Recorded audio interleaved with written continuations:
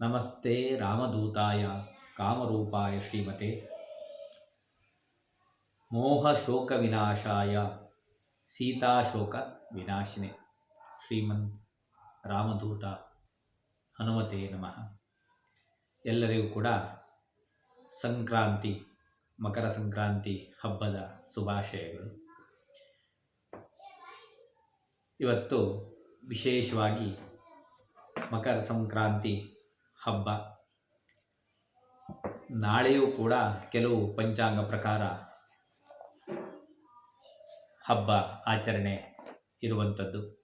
ವಿಶೇಷವಾಗಿ ಇವತ್ತು ಧಾರ್ಮಿಕ ಪಂಚಾಂಗ ರೀತ್ಯ ಈ ಒಂದು ಮಕರ ಸಂಕ್ರಾಂತಿ ಹಬ್ಬ ಆಚರಣೆಯಲ್ಲಿದೆ. ವಿಶೇಷವಾಗಿ ಇವತ್ತೊಂದು ವಿಚಾರವನ್ನು ಹಂಚಿಕೊಳ್ಳಬೇಕಾಗಿದೆ. ಅದಕ್ಕಾಗಿ ಹಾಗೂ ಶುಭಾಶಯವನ್ನು ಕೋರುವ ಸಲುವಾಗಿ ಈ ಒಂದು ಮಾತಿನ ಯೋಚನೆಯಲ್ಲಿ ಇವತ್ತು ವಿಡಿಯೋ ಮಾಡ್ತಾ ಇದ್ದೇನೆ. ವಿಶೇಷವಾಗಿ ಈ ಒಂದು ವರ್ಷ ಸಂಕ್ರಾಂತಿ ಪುರುಷ ಮಂದಾಕಿನಿ ಎಂಬಂಥ ಹೆಸರಿನಿಂದ ಕರೆಯಲ್ಪಡ್ತಾನೆ. ರಾಜರಿಗೆ ಅಂದರೆ ಇವತ್ತಿಗೆ ರಾಜರು ಅಂತೇನೂ ಇಲ್ಲ. ನಮ್ಮ ಪ್ರಜಾಪ್ರಭುತ್ವದಲ್ಲಿ ಪ್ರಧಾನಮಂತ್ರಿ ರಾಜನ ಸ್ಥಾನ ಅಂತ ಹೇಳ್ಬೋದು. ಹಾಗೆ ಆ ಪ್ರಧಾನ ಸೇವಕರಿಗೆ ಅಥವಾ ಆ ರಾಜ್ಯವನ್ನು ಮುನ್ನಡೆಸುವಂಥವರಿಗೆ ಪೀಡೆ ಉಂಟಾಗ್ತದೆ. ದಕ್ಷಿಣ ದೃಷ್ಟಿಯನ್ನಿಟ್ಟು ಆಗ್ನೇಯ ದಿಕ್ಕಿಗೆ ಹೋಗ್ತಾ ಇರೋದರಿಂದ ಆ ದಿಕ್ಕಿನವರಿಗೆಲ್ಲ ಸಮಸ್ಯೆಗಳು ಉಂಟಾಗ್ತದೆ ಅನ್ನುವಂಥದ್ದು ಶಾಸ್ತ್ರವಿಹಿತ. ಆದ್ದರಿಂದ ಇವತ್ತಿನಿಂದ ಆರಂಭ ಮಾಡಿ ನಮ್ಮ ಈ ಒಂದು ದೇಶವನ್ನು ಮುನ್ನಡೆಸ್ತಕ್ಕಂತಹ ಧೀಮಂತ ನಾಯಕರುಗಳಿಗೆ ಯಾವುದೇ ರೀತಿಯಾದ ಸಮಸ್ಯೆ ಬಾರದಂತೆ ರಕ್ಷಣೆ ಉಂಟಾಗುವಂತಹ ದೇವತಾ ಕೈಂಕರ್ಯವನ್ನು ನಾವೆಲ್ಲ ಮಾಡೋಣ ಅನ್ನುವ ಒಂದು ಇಚ್ಛೆಯಿಂದ ಮತ್ತು ಇವತ್ತು ವಿಶೇಷವಾಗಿ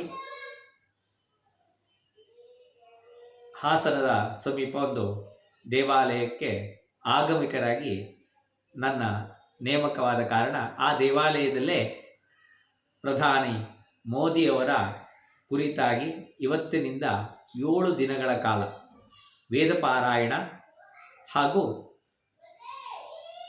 ಮಹಾ ಮೃತ್ಯುಂಜಯ ಶ್ರೀರುದ್ರನ ಆರಾಧನೆ ನಮ್ಮ ನೆಚ್ಚಿನ ಪ್ರಧಾನಿ ಮೋದಿಯವರ ಹೆಸರಿನಲ್ಲಿ ಆರಂಭ ಆಗಿದೆ.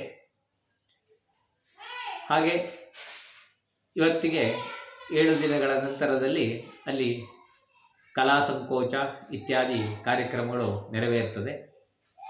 ಮಾರ್ಚ್ 30ನೇ ತಾರೀಕು ಅಲ್ಲಿ ಪುನರ್ ಪ್ರತಿಷ್ಠಾಪನಾ ಮಹೋತ್ಸವ, ಇದೆಲ್ಲ ಬ್ರಹ್ಮರಥೋತ್ಸವ ಇತ್ಯಾದಿಗಳು ನೆರವೇರಲಿದೆ. ಈ ವರ್ಷದಿಂದ ಈ ಕೈಂಕರ್ಯ ನನ್ನ ಮೂಲಕವಾಗಿ ನೆರವೇರಿಸಿಕೊಳ್ಳಲಿಕ್ಕೆ ಭಗವಂತ ಇಚ್ಛಿಸಿದ್ದಾನೆ ಎಂದು ನಾನು ಭಾವಿಸ್ತೇನೆ. ಹಾಗೆ ಈ ಒಂದು ರಾಷ್ಟ್ರಕ್ಕೂ ಕೂಡ ಸುಭೀಕ್ಷವಾಗುವ ಸಂಕಲ್ಪವನ್ನು ಇಟ್ಕೊಂಡು ಯಾರ್ಯಾರು ಸಾಧ್ಯವಾಗ್ತದೋ ಅವರೆಲ್ಲರೂ ಕೂಡ ತಮ್ಮ ತಮ್ಮ ಮನೆಯಲ್ಲಿ ಅಥವಾ ದೇವಾಲಯದಲ್ಲಿ ನಮ್ಮ ನೆಚ್ಚಿನ ಪ್ರಧಾನಿಯವರಿಗೆ ಸಂಪೂರ್ಣ ರಕ್ಷೆ ಹಾಗೂ ಯಾವುದೇ ಯುದ್ಧಗಳು ಸಂಭವಿಸಿ ಈ ಭರತಖಂಡಕ್ಕೆ ಯಾವುದೇ ರೀತಿಯಾದಂತಹ ತೊಂದರೆ ಆಗದೆ ಇರುವಂತೆ ಭಗವಂತನ ಆಶೀರ್ವಾದ ಪ್ರಾಪ್ತಿಯಾಗಲಿ ಅಂಥೇಳಿ ಸಂಕಲ್ಪವನ್ನು ಇಟ್ಕೊಂಡು ನಾವು ನೆರವೇರಿಸೋಣ ಅಂತ ತಮ್ಮಲ್ಲಿ ಕಳಕಳಿಯಾಗಿ ಕೇಳಿಕೊಳ್ತಾ ಎಲ್ಲರಿಗೂ ಮತ್ತೊಮ್ಮೆ ಸಂಕ್ರಾಂತಿ ಹಬ್ಬದ ಶುಭಾಶಯಗಳು.